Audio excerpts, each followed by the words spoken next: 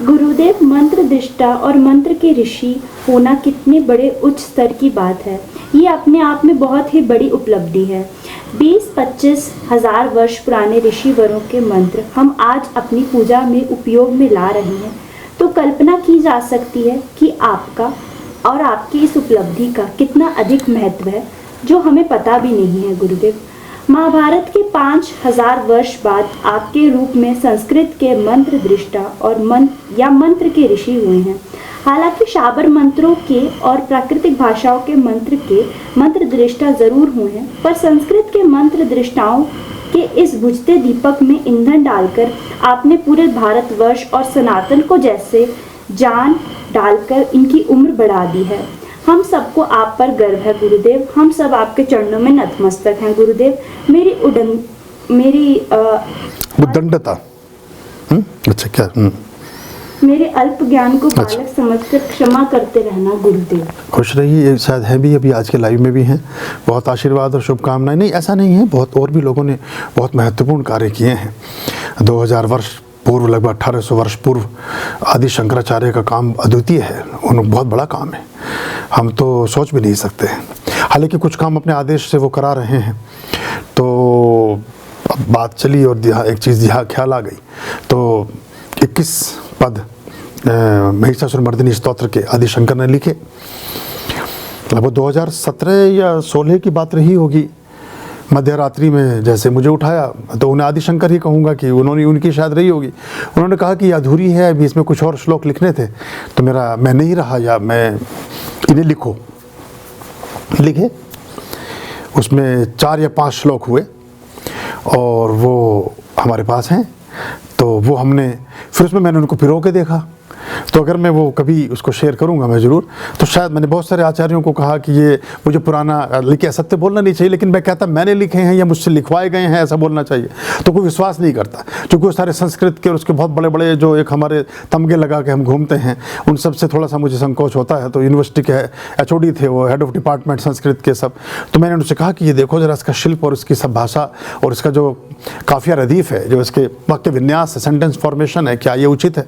बोले तो अद्भुत है, आपको कहाँ से मिले? मैंने कहा पुरानी कोई किताब में कहीं शायद रह गए होंगे, वो कहीं दबी पड़ी मिल गई, उसमें मिले हैं 5। तो बोले और कहाँ हैं? मैंने कहा और भी कभी मिलेंगे तो बताऊंगा। मैंने उनसे कहा नहीं कि मुझसे लिखवाए गए, तो हो गए हैं। और एक और उसके बाद जो सबसे एक अद्भुत घटना थी कि मैं उस तरह वहाँ मेरा आसन हुआ करता था, जहाँ अभी बड़ा वो रखा है। शुरुआत की दौर थी, आश्रम शुरू किया था। तो मैं लौटकर वापस गया गर्भगृह की ओर, तो पूरे रास्ते में गुलाब के फूल थे। और ये उस समय की बात है जब गुलाब होता भी नहीं, मतलब वो मौसम था आषाढ़ की, शायद गुप्त नवरात्रे थे, ऐसा कुछ मुझे उसमें डेट लिखी हुई है। तो वो थोड़ा सा मुझे अचंभा हुआ, मुझे लगा कि मेरे पीछे कोई आया या क्या। फिर मैंने पूछा कि ये फूल कहाँ से आए, तो किसी को पता नहीं था ये कहाँ से आए। तो वहीं तक फिर उनको हमने इकट्ठा करके रखा और वो बहुत कई महीने तक पत्तियाँ एज इट इज़ रही। बहरहाल वो मैंने देखा कि पत्तियाँ बहुत समय तक रखी रही, तो वो 4 या 5 पद लिखवाए गए। तो उसके बाद अगर वो देखिए, मैंने पुस्तक एक आई थी मेरी, नहीं चाहिए मोक्ष, उसमें मैंने पहले शुरू में यही लिखा था कि जो कहता है कि कविताएं मैंने लिखी हैं वो झूठ बोलता है। क्योंकि अगर कोई लिख सकता होता तो हर कोई कवि होता है इस दुनिया में। ये कोई शक्ति है जो आपसे काम कराती है और वो दूर खड़ी होकर देखती है और आपसे उस काम को कराने के बाद आगे बढ़ जाती है। और ये व्यक्ति सदा सर्वदा एक सा भी नहीं होता। तो वो पद उसमें जब बुन दिए गए तो पता ही नहीं चलता कि कौन सा आदि शंकर का है, कौन सा हमसे लिखवा दिया गया। ये बड़ी एक अद्भुत घटना घटी। जब महेंद्र देव ने जिक्र छेड़ दिया तो मुझे वो बात स्मरण में आ गई। वो मेरे पास रखे हैं, मैंने उसमें जोड़े। उसके बाद मैंने बहुत कोशिश, तो मैं इसलिए नहीं करता कि कोशिश से हो नहीं सकता है। अगर मैं बैठ के लिखना चाहूँ तो ये नहीं लिखा जा सकता है, ये कोई लिखवाएगा तो ही लिखा जाएगा। इसलिए ये जो महानतम, ये जो कहा गया कि वेद परमात्मा की वाणी है या ये अवतरित हुए हैं, ये सच्ची बात है। ये जैसे कोई शक्ति आपको उठाती है, आपको जगाती है और आपसे कुछ काम लेती है और फिर आगे बढ़ जाती है। आध्यात्मिक जीवन में भी हम जो पूर्वाग्रहों के साथ जीते हैं, जैसे जो लोग मुझे 25 साल पहले मेरे साथ जिन्होंने किसी प्रोफेशनल लाइफ में काम किया होगा, 15 साल पहले मैं बहुत अर्ली एज में मैंने काम शुरू कर दिया था। लगभग 17 ईयर्स में मैंने काम शुरू किया था, बहुत कम उससे करके मैंने किया। तो इसलिए मेरे अनुभव का दायरा भी थोड़ा बड़ा हो गया, क्योंकि मुझे कम उम्र में अधिक काम करने का अवसर मिला। तो वो जहाँ से मेरे साथ अलग हुए या जहाँ पे मेरे साथ जुड़े या जहाँ तक मेरे साथ जुड़े रहे, उनके मन में मेरे व्यक्तित्व, मेरे विचार, मेरी सोच, मेरी उसके बारे में एक अवधारणा बनी हुई है, निर्मित है। वो सत्य हैं अपनी जगह। वो अगर किसी बात के बारे में कहते हैं कि वो तो ऐसे हैं, तो वो ऐसे आज के बारे में नहीं कहते हैं। वो कहते हैं 92 के बारे में, 95 के बारे में, 2001 के बारे में, 2005 के बारे में, 2012 के बारे में। लेकिन जिस गंगा में आप उतरे थे वो गंगा तो कब की बह गई। किसी गंगा में दोबारा स्नान करना असंभव है। गंगा जी में दोबारा उतरना बड़ा असंभव है। लेकिन गंगा स्नान करते ही हैं, लेकिन उस गंगा में कभी दोबारा नहीं उतर सकते हैं जिस गंगा में आप उतरे थे। वो पानी तो बह गया। इधर पैर रखा, उस एक स्नान के एक ही कालखंड में, एक ही दिन के एक ही शुभ मुहूर्त में, एक ही घड़ी और पल में भी उसी गंगा में ना नहा सकेंगे जिसमें पाँव रखा था। जैसे ही पाँव रख रहे हैं, पाँव रखने की स्थिति में भी गंगा पुरानी हो गई। वो तो गई जिसने आपके पाँव को छुआ, अब दूसरी आ गई पीछे से। और जब तक आप डुबकी मारते हैं 10 गंगाओं में आप गंगा स्नान कर चुके होते हैं। तो जीवन ऐसे ही चलता जाता है। लेकिन वो घटना बड़ी रोमांच करने वाली थी। 2-2:30 बजे के करीब की बात है। और वो 5 श्लोक लिखने के बाद फिर से मैं जाके मतलब बैठा और वो हो गया। वो रखे हुए हैं मेरे पास वो 5 पद, उनको मैं कभी पिरोऊंगा उसमें और उसको मैं डालूंगा। और लोगों को मैं, अगर मैं कहूँगा कि आदि शंकर ने लिखे हैं तो लोगों को ज़्यादा अच्छे लगेंगे। मैं कहूँगा मेरे से लिखवाए गए हैं तो शायद आपको भरोसा नहीं आएगा कि ऐसा कैसे हो सकता है। और सिंगल टेक में है वो, जैसे सीधा उतरा वैसे ही लिख दिया गया। कोई संशोधन नहीं, कोई उसमें परिवर्धन नहीं, कोई उसमें एडिटिंग नहीं, कुछ भी नहीं। और वो उस दिन की डेट और वो वैसे ही लिखा हुआ उसमें रखा है। बहरहाल तो ऐसे ये हम निमित्त मात्र होते हैं किसी भी कार्य को करने के लिए। और हमारे जीवन के अलग अलग वर्तुल होते हैं। जैसे हमारा शरीर में जो अंग उपांग हैं वो भी एक जैसे नहीं रह जाते। बड़ी गहरी बात आपको बता रहा हूँ। जैसे हमारे मस्तिष्क का आकार छोटा बड़ा होता रहता है, हमारे यकृत का, आमाशय का, हमारे हृदय का, हमारे फेफड़ों का, हमारी आँखों का, हमारे शरीर के अवयवों के आकार ऊपर नीचे होते हैं और उनकी प्लेसिंग भी बदलती है बहुत माइन्यूटली, बहुत छोटा छोटा। तो ये एक अद्भुत घटना है जीवन भर में, जीवन में चलती है।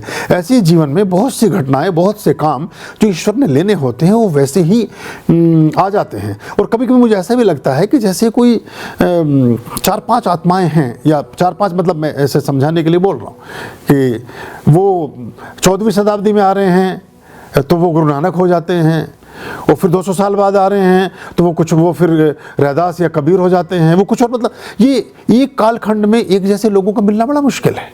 वो अलग अलग कालखंडों में हैं। तो जैसे 4-5 आत्माएं ही हैं बस। वही कभी सूर बन के आ गई, वही कभी रैदास बन के आ गई, वही कभी कबीर हो गई, वो फिर वही यहाँ जो रामानुजन था वो फिर गैलीलियो हो गया, जो गैलीलियो था वो आर्किमिडीज हो गया। एक कालखंड में कोई भी नहीं है। तो ये जो कभी रावण रहा होगा वही बाद में जो है हिटलर हो गया, वही नेपोलियन बन गया, वही और ज़्यादा विकृत उसमें देखें तो वो हो सकता है ओसामा बिन लादेन हो गया। मतलब आदमी अट्टहास लगाए सैकड़ों लोगों के मरने पर, तो वो तो प्रवृत्ति तो वही हुई ना। तो ये कुछ जैसे ए आत्माएं, 5-6 आत्माएं ए ब्लॉक में रखी हैं, बी तरह की आत्माएं वो 5-6 आत्माएं एक ब्लॉक में रखी हैं। वो कभी कभी परमात्मा उनको धीरे धीरे हवा में छोड़ते रहते हैं, बोले अब जाओ, अभी सब करके आ जाओ। ये तो दशावतार है, ये तो सारी चीज़ें हैं। तो ऐसी घटनाएं, तो कभी किसी ऋषि की कोई ऐसी इच्छा कहीं रह गई होगी जो मेरे माध्यम से वो पूरी करा रहे हैं, जितना हम कर सकते हैं। हालांकि मुझे समय उतना नहीं मिल रहा है। मेरा उद्देश्य तो मेन यही था कि पिछले 1500 वर्षों में 4वीं शताब्दी से लेकर के और 20वीं शताब्दी अभी तक भी हमारे ग्रंथों के साथ इतनी छेड़छाड़ हुई है, इतना उनको ख़राब किया गया है कि आप सोच नहीं सकते। एक शब्द आता है मास कहते हैं उड़द की दाल को, रसो वैसे रस कहते हैं जो चावल का मांड। अब उन्होंने क्या किया, मांस का तो मांस कर दिया, और जो हमारे यहाँ जो रस का कर दिया, ये जो आपका सोमरस, शराब बना दी, किसी को मांस बना दिया, किसी को कुछ बना दिया, कहीं बिंदी लगा दी, कहीं कोमा लगा दिया, कहीं कुछ घटा दिया, कहीं कुछ कर दिया। तो ये बड़ा अजीबोगरीब घटनाएं घटी। अब आपको जान के कुछ अचंभा होगा कि जो नमाज शब्द है ये नमस से बना है। नमस कहते हैं नमस्कार को, नमस से आया है, नमस्ते से बना है। और इनका जो अपना जो नमाज शब्द नहीं है उसका शब्द कुछ और है, जिसको ये अपनी प्रेयर में यूज़ करते हैं। तो बहुत सारे धर्मों में जो नमो है, नमो मतलब नमो भी नमन ही है, नमस ही है, जिसको नमस को बोलते नमाज। अब एक्चुअली प्रोनाउंसिएशन बदलता जाता है। जैसे अगर कोई भी नाम, जैसे अब पश्चिम में जाते जाते राम का रामा हो गया, कृष्णा का कृष्णा हो गया। अब वो हमें भी अगर पासपोर्ट में देखेंगे बोले पुष्पेंद्रा, तो वो ऐसे ही बोलेंगे पुष्पेंद्रा कुमार आर्या।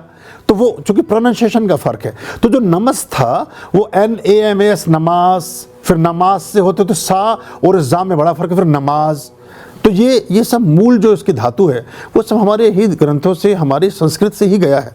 तो नमाज शब्द जो है वो संस्कृत का शब्द है मूल रूपेण, बाद में परिवर्तित हो गया। इनके कुछ और शब्द बोलते हैं, मुझे इस समय ध्यान नहीं आ रहा, जो कुरान में जिसका जिक्र है, जिसको हम प्रेयर के लिए यूज़ करते हैं। तो ऐसे चलता है। तो ये जो बहुत सारे ऐसे विचार और प्रकल्प, शायद इनका प्रश्न लंबा हो गया, मतलब प्रश्न क्या, इनकी प्रतिक्रिया लंबी हो गई। तो ये घटनाएं इस तरह से घटती हैं ब्रह्मांड में, और फिर उस चीज़ को और लोगों ने भी चुना।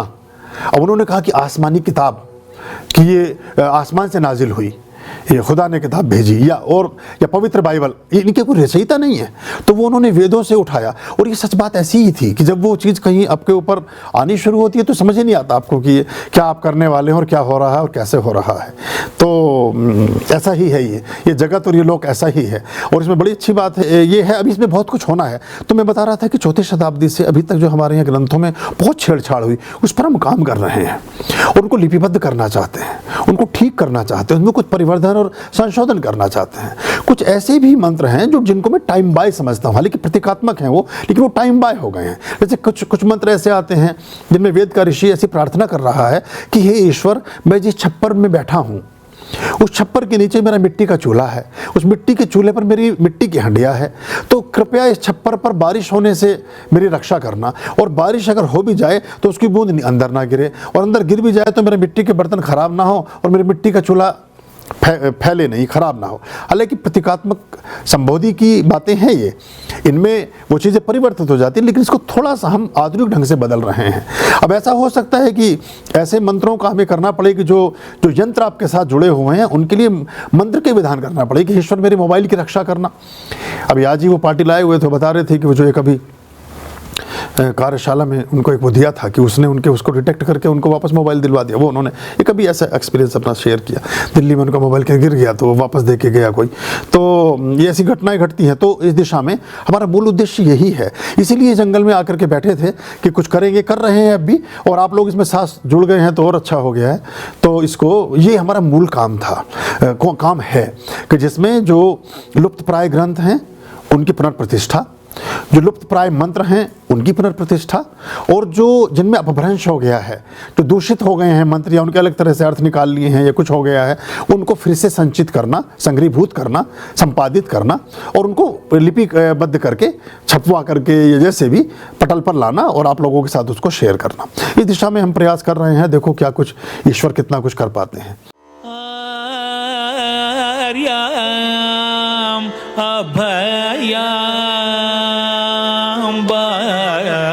भज रे चित संततम